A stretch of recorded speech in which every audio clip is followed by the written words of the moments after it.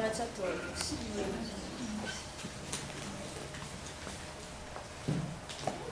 De quando em quando é imprescindível que dialoguemos conosco mesmo, que te contemples a sós na face espelhada da sua consciência, que não se iludas, que não representes para ti mesmo, que possas te desfazer o silêncio das suas reflexões, que te vejas como jamais ousais mostrar-te a alguém, que estejas a sós com Jesus, sem que ninguém mais esteja contigo. Irmão José, nesse período em que nós nos encontramos, no início para uns, ou reinício para outros, de contagem terrena, esse momento em que nós fazemos um balanço, uma autoanálise, uma autoescuta de nós mesmos, de nossos sentimentos, de nossas ações, do que refletimos, de nossas inclinações, de nossas tendências. E algo diferente acontece conosco. Parece que a nossa energia, que a nossa força de vontade, que o nosso vigor, que o nosso ânimo se infla. Não parece não. A gente se fortalece. Nossa força de vontade fica maior. Nós nos fortalecemos, nós nos motivamos. E essa motivação, ela se representa através de planos, de metas, de novas promessas, de novas escolhas. Agora vai, eu vou ser uma nova Joana, eu quero me mudar. É mais ou menos assim. Que esse estudo dessa noite possa ser como um presente, um bálsamo em nossas almas, que possamos utilizar dele como um instrumento, como uma alavanca nesse processo, nesse momento, nesse período de autoescuta, de autoescolha. Então nós vamos começar a tentar entender o nosso princípio. A gente vai começar com o Livro dos Espíritos, o livro 2º do capítulo 1º. Kardec pergunta assim para os espíritos: os espíritos são bons ou maus por natureza, ou são eles mesmos que se melhoram? Aqui Kardec quis perguntar: sou eu boa? Sou eu má? Posso eu me melhorar? Se sou boa, posso ficar melhor? Se sou má, se estou má, posso me transformar? Posso me modificar? E os espíritos respondem: são os próprios espíritos que se melhoram, e melhorando-se, passam de uma ordem inferior para uma ordem superior.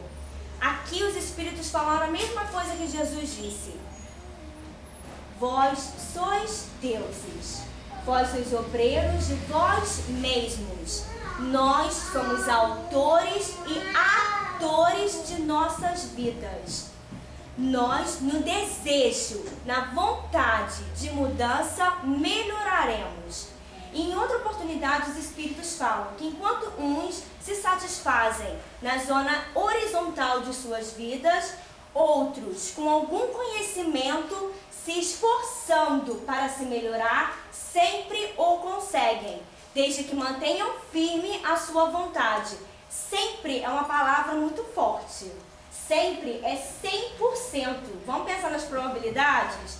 100% de garantia que nós vamos conseguir. Se quisermos, teremos 100% de garantia de que isso vai dar certo. Então Kardec continua: bom, se eu não sou boa, se eu não sou má por natureza, entre os espíritos, alguns foram criados bons e outros maus?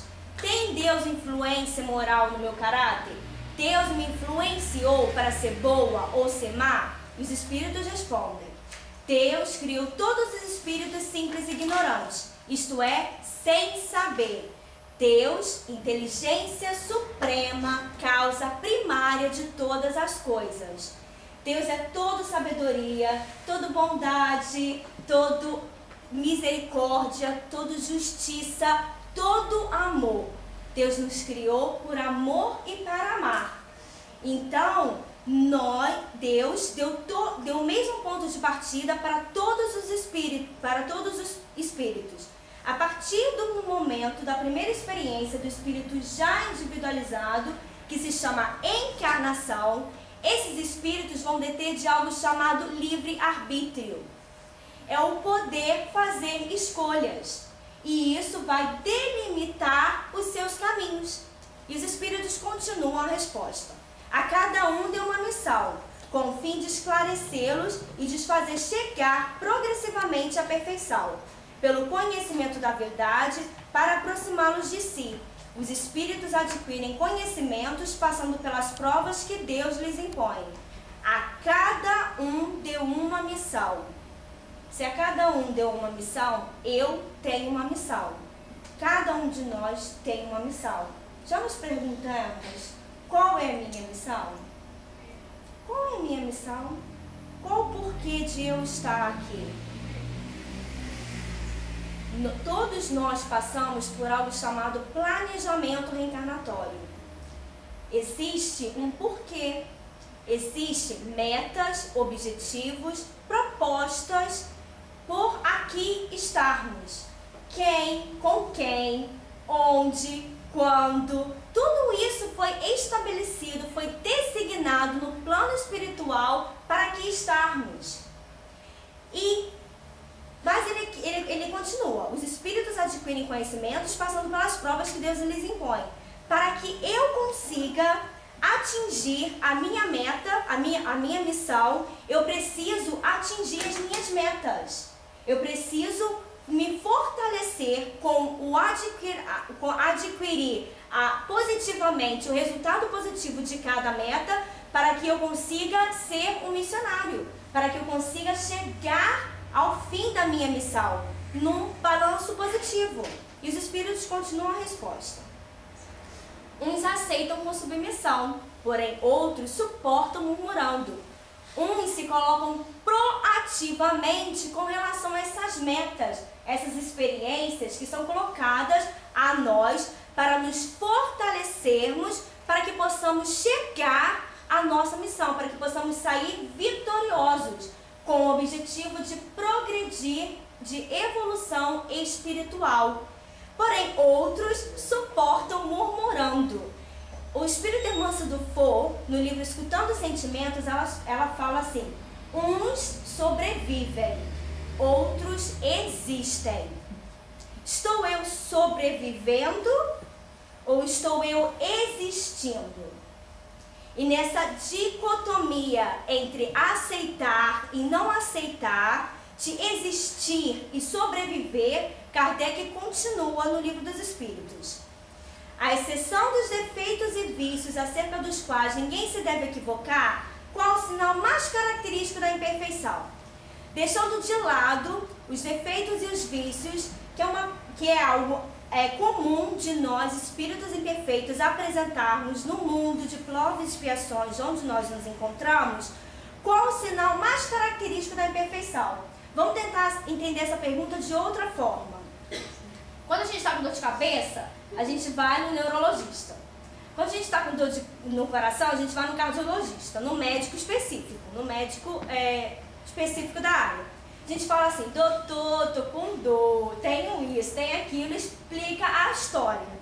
E ele, a partir do conhecimento que ele tem, vai tentar entender o que nós temos e aí designar o melhor remédio para atingir aquela área que está deficitária. Foi o que Kardec fez nessa pergunta. Qual é a doença da minha alma? E os Espíritos respondem o nome dessa doença: interesse pessoal. Interesse pessoal é o sinal mais característico da imperfeição. E os Espíritos continuam: muitas vezes as qualidades morais se assemelham como no objeto de cobre, adoração que não resiste à pedra de toque. Pode possuir qualidades reais que levem o mundo a considerá-lo homem de bem. Embora assinale um progresso, nem sempre suportam certas provas, bastando algumas vezes que se fira a corda do interesse pessoal para que o fundo fique descoberto. Aqui os Espíritos comparam as nossas qualidades morais com a adoração no objeto de cobre. Adoração que não foi muito bem trabalhada. Então a gente tem um objeto, tem um dourado no objeto. Se o objeto não for bem trabalhado, qualquer bancadinha que der, aquele dourado vai se desintegrar. Que seja pouca bancada, a bancada seja pequenininha, sai tudo. É mais ou menos assim. Ele fez essa comparação. Porém, na mesma resposta ele fala: pode possuir qualidades reais que levem o mundo a considerá-lo um homem de bem. Em algum momento de nossa existência, nós nos escolhemos e nós nos trabalhamos a desenvolver essas qualidades morais. Nós meritoriamente conquistamos isso. Porém, nós não estamos fortalecendo-as. E aqui vai ficar muito claro o sentido do livre-arbítrio, do poder fazer escolhas. Estou eu escolhendo a satisfação dos meus interesses pessoais? Ou estou eu escolhendo fortalecimento das minhas qualidades morais? Estou eu servindo a Mamon?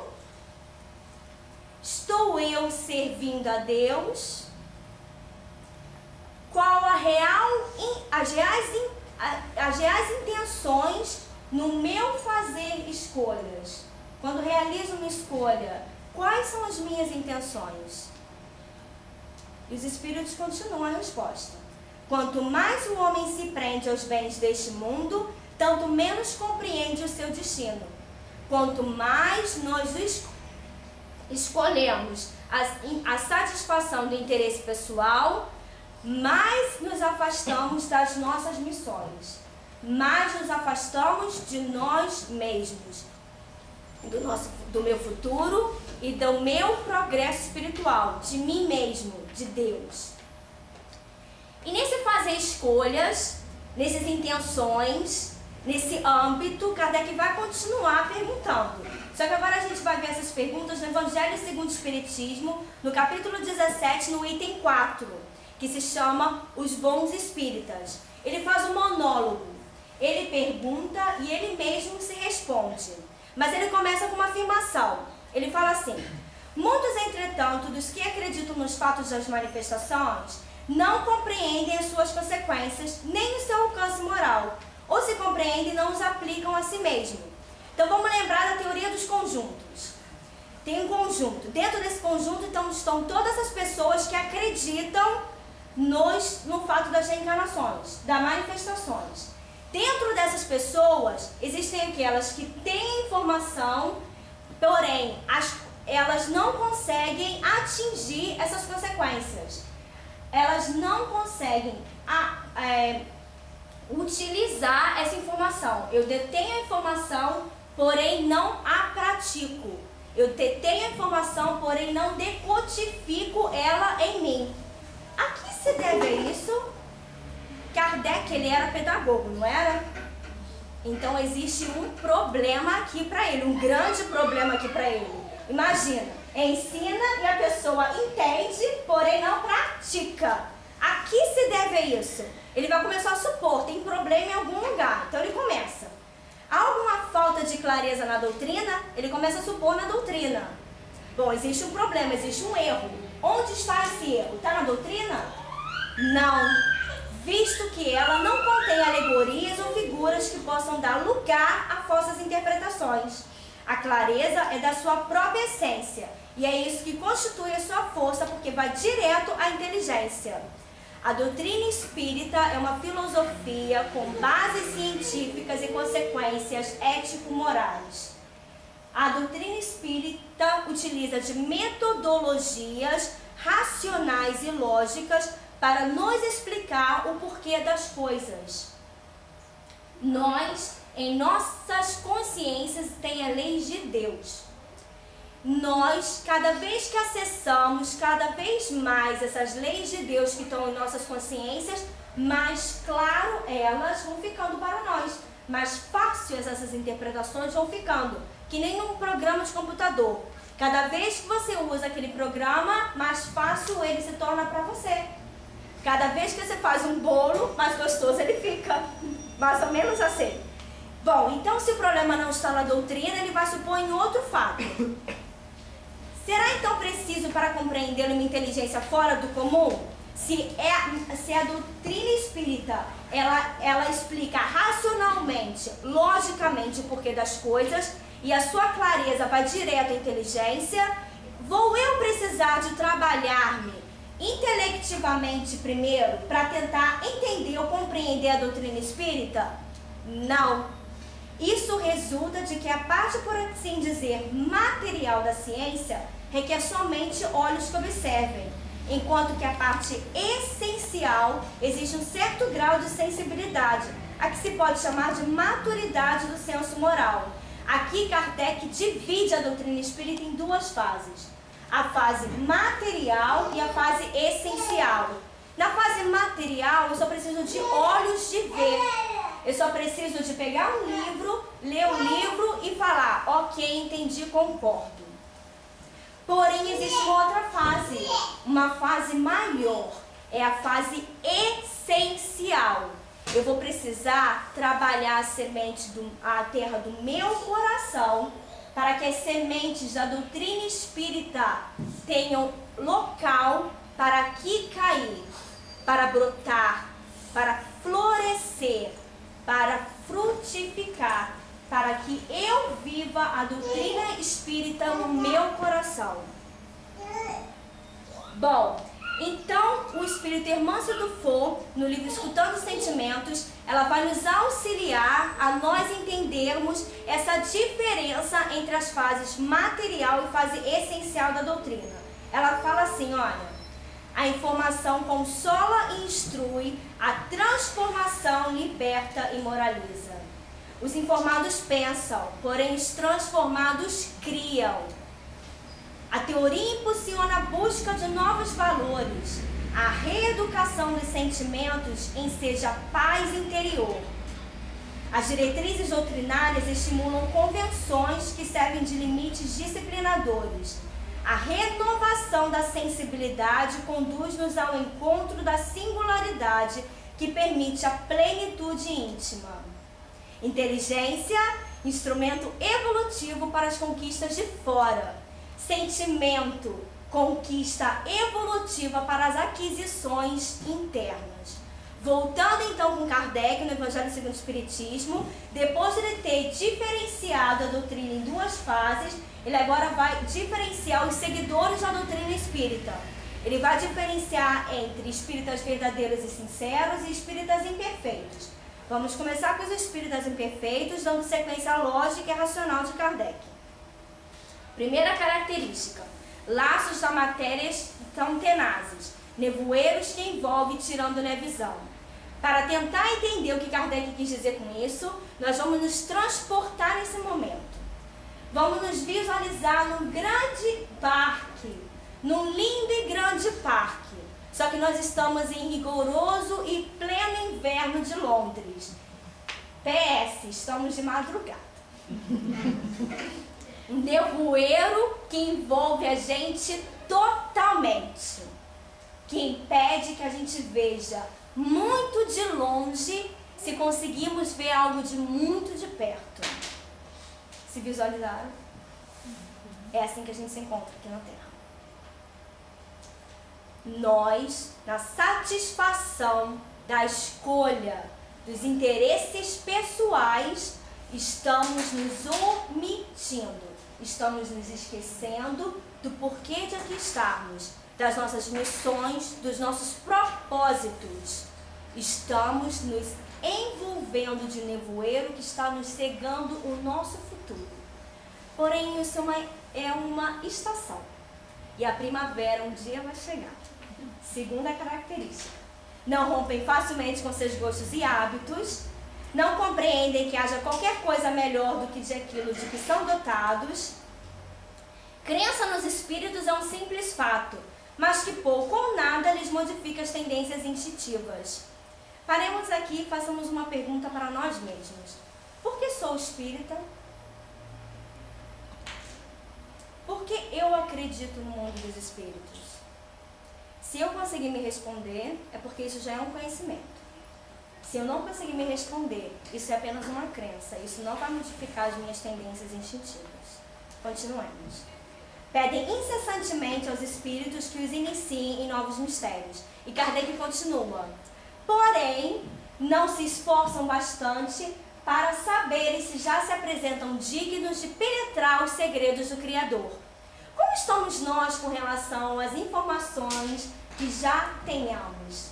Estamos pedindo mais informações ou já estamos aplicando aquilo que já temos? As parábolas de Jesus são altamente utilizáveis e altamente atuais para nós. Estamos nós utilizando das informações que já nós conhecemos? Ficam a meio ou se afastam de seus irmãos em crença porque se recuam diante da obrigação de se reformarem? Espíritas verdadeiros e sinceros, grau superior de adiantamento moral, já escolhem servir a Deus, já escolhem fortalecer as suas qualidades morais. Segunda característica, o espírito domina a matéria de modo mais completo. Voltemos à nossa visualização. Nós agora estamos num grande e bonito parque, só que estamos em pleno dia de plena primavera. Vamos se ficar aqui em Londres de novo. Então, agora a gente consegue ver as flores que estão ao nosso redor, o verde primoroso dos campos, as árvores com as flores mais frondosas. Nós conseguimos ver o caminho que estamos aqui, porque ele fica mais real, fica mais lúcido, fica mais objetivo. E eu me escolho nesse momento a traçar esse caminho e a traçar o meu futuro, porque o meu futuro eu consigo ver e eu escolho seguir aquela luz que está ali na frente, porque é o meu desejo de mudança, é o meu desejo do que eu pretendo ser. Princípios da doutrina, eles fazem vibrar as fibras, sabe por quê? Porque são tocados no coração e apresentam uma fé inabalável e esclarecida.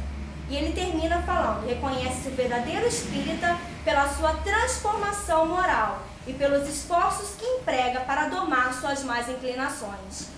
Eu tenho consciência do meu passado, tenho noção de erros que eu tenha vindo cometer.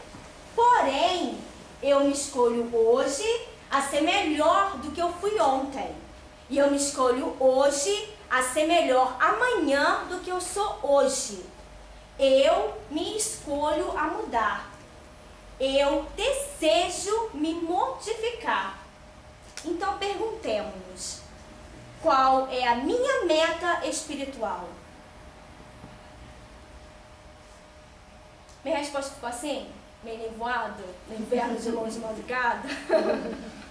Não se preocupem, porque os espíritos superiores nos auxiliam quando nós queremos e quando nós nos escolhemos. Eles são sempre aptos, estão sempre querendo nos ajudar. E esse próprio espírito Irmã Cidufo, no livro Escutando Sentimentos, elas nos fazem umas perguntas, das quais elas vão nos auxiliar a delinear essa nossa resposta, a que nós possamos nos responder. Vamos começar? Todo mundo pronto? Vamos lá. O que quero da vida? O que nós queremos da vida? O que buscamos ante a oportunidade concedida de renascer no corpo?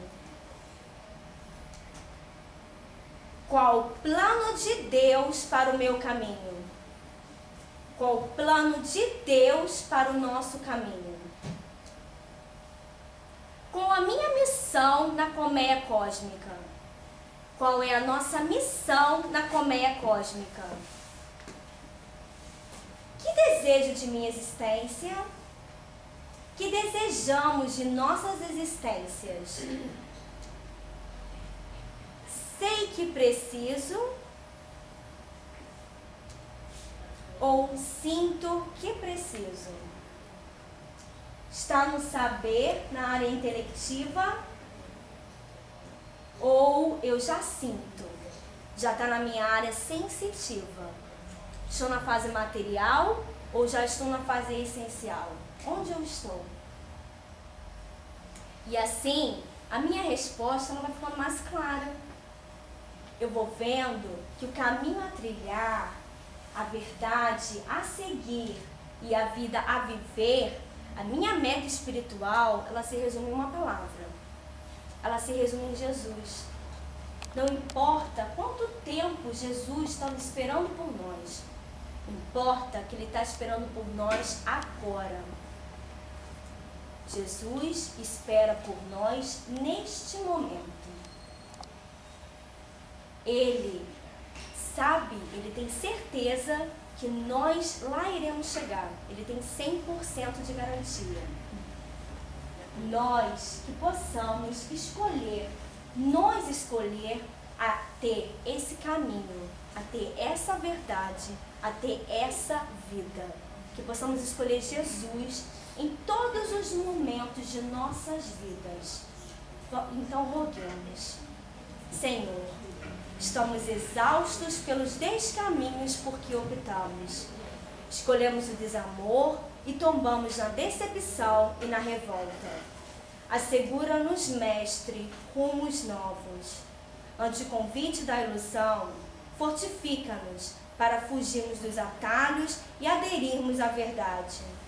Falta-nos força e coragem para amar como deveríamos. Por isso te rogamos que supra nossas inibições. Encoraja-nos a zelar com carinho por aqueles que deliberadamente não nos querem bem. Amplia-nos o discernimento no uso do equilíbrio, com quantos fortalecem com amor tua participação em nossos passos. Jesus, ensina-nos o amor para que vivamos no coração os sublimes sentimentos que há muito louvamos nas palavras e esquecemos ou não sabemos aplicar. Permita-nos aprender a gostar da vida e amar a nós mesmos, enaltecendo o mundo com a cooperação na obra excelsa do Pai e celebrando a dádiva da vida em nossos caminhos de cada dia. Pela súplica sincera que brota de nossa alma nesta hora, de nós receba hoje e sempre a gratidão de quantos te devem tanto por receber, mas que merecemos o teu inesgotável amor. Obrigada, Senhor, irmã do fogo. Um feliz ano novo, uma feliz existência para todos nós. Obrigada.